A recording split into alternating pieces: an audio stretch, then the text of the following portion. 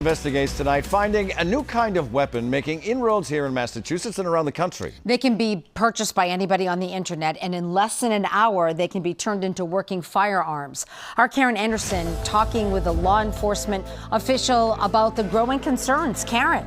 Well, Massachusetts has some of the strongest gun laws in the country, but these so-called ghost guns are a way criminals are arming themselves with working firearms, no background check required.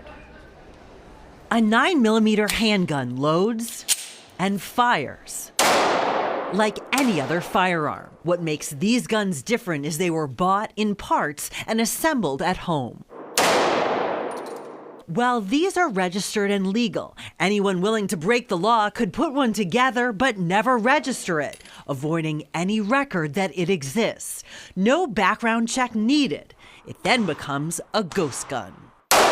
They are terrifying. District Attorney Marian Ryan says police are seeing more and more ghost guns in Massachusetts. It's a way to get what you need to be able to relatively quickly put together a gun that is a fireable firearm.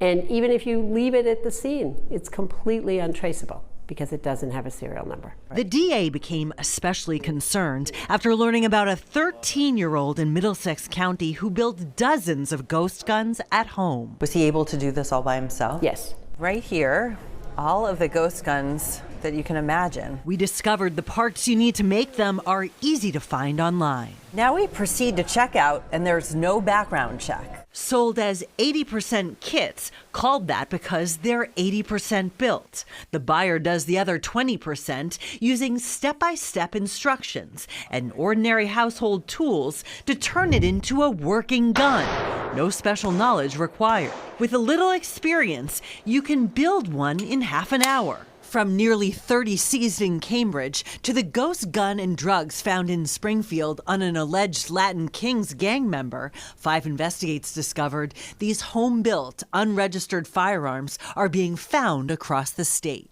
On the North Shore, this man is one of 3 charged with selling at least 8 ghost guns to an informant and bragged about selling more. On the South Shore, the head of the local outlaws motorcycle gang, Bruce Sartwell, arrested after a search of his home found this AR-15 style ghost gun hidden inside his bar. Here's another AR-15 seized during an investigation into a group suspected of selling Glock-style ghost guns in and around the Fitchburg area. How many 80% frame kits have you ordered, you think?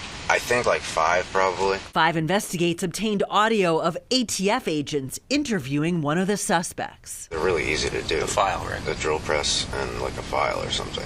Another suspect, Tarek Bischoff, seen here in undercover video of one of the sales. That's the biggest part of the problem, is having the money up front to order the stuff that he needs to make it. Ghost guns are showing up elsewhere in the country. White supremacists charged in Maryland, a school shooting in California. It's a huge loophole in the gun laws of this country, and it's an incredible threat to public safety. Adam Skaggs is the chief counsel of the Giffords Law Center, a group co-founded by former Congresswoman Gabrielle Giffords.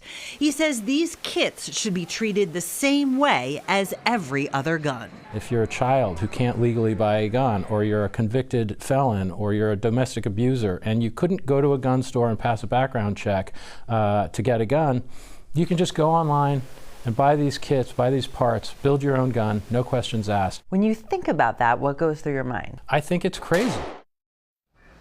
Now, the state's Office of Public Safety tells us state and local police seized 44 ghost guns last year.